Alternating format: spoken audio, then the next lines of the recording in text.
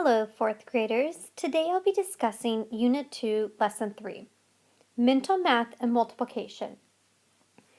In this lesson, we are going to find patterns and multiplications with the ones and tens. And we're also going to solve multiplication problems mentally by factoring the tens and the place values. First, we're going to review multiplication with tens.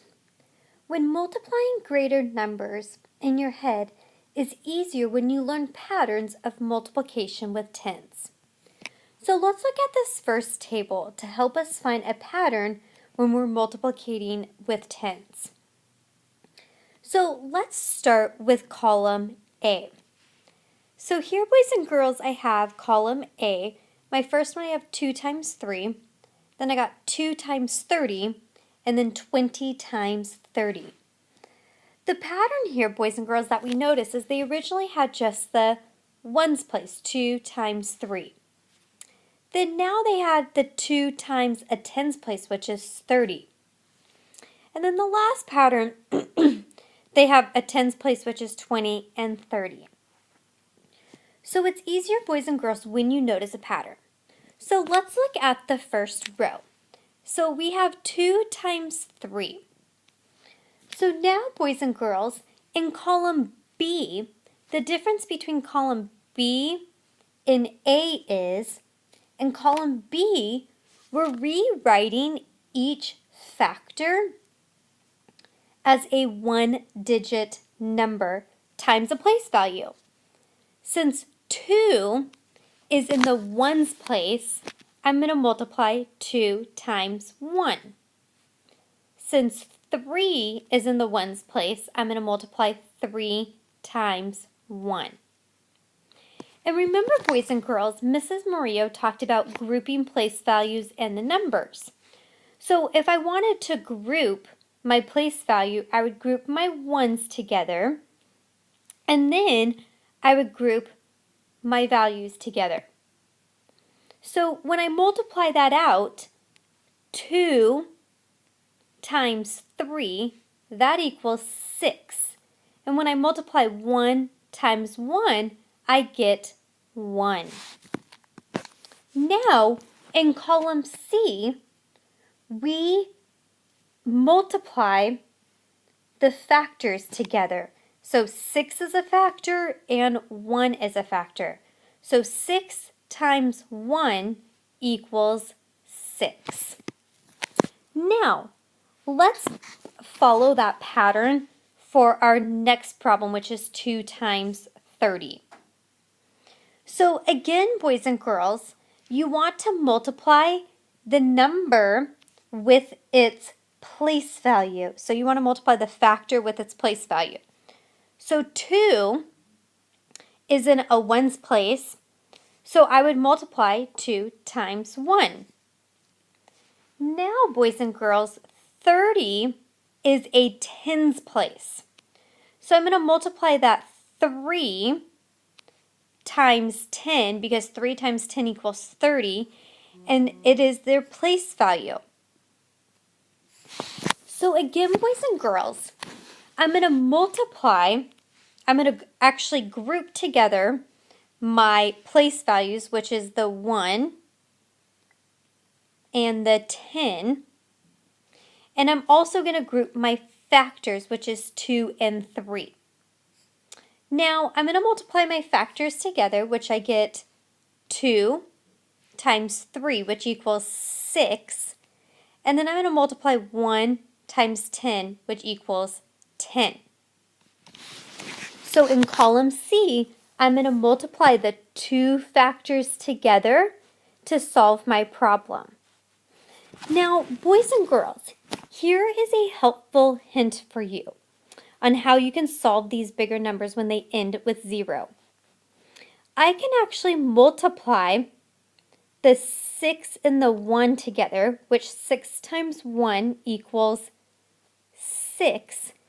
Now, there's how many zeros? We got to count. There's 1 0, so I add my 0 to that. That's a nice little trick. When there's zeros on the number, you can just add how many zeros there are. So my answer becomes 60. Now, let's try this again using our pattern that we just learned to solve our 20 times 3. So both of these numbers are in the tens place. So since they're in the tens place, I'm going to multiply it by its place value. So I'm going to take 2 times 10, because it's in its tens place, 2 times 10 equals, or multiply. Then I'm going to multiply my next one 3 times its place value, which is 10. 3 times 10. So again, I am going to group my place values, which I have my 10 and my 10. And now I'm going to group my products, which are 2 and, or not my products, my factors, which are 2 and 3. The video is going to pause and you are going to answer the question. The question is going to focus on filling in the blank for column C. So what would be the factors in column C? If I was to fill out my answer, again, I would multiply that 2 times 3, which is in the blue, and 2 times 3 equals 6. Then I'm going to put my multiplication sign. Then I'm going to multiply my place values, which is the 10 and the 10 in the red, so 10, and I would get 100 because I know 10 times 10 equals 100.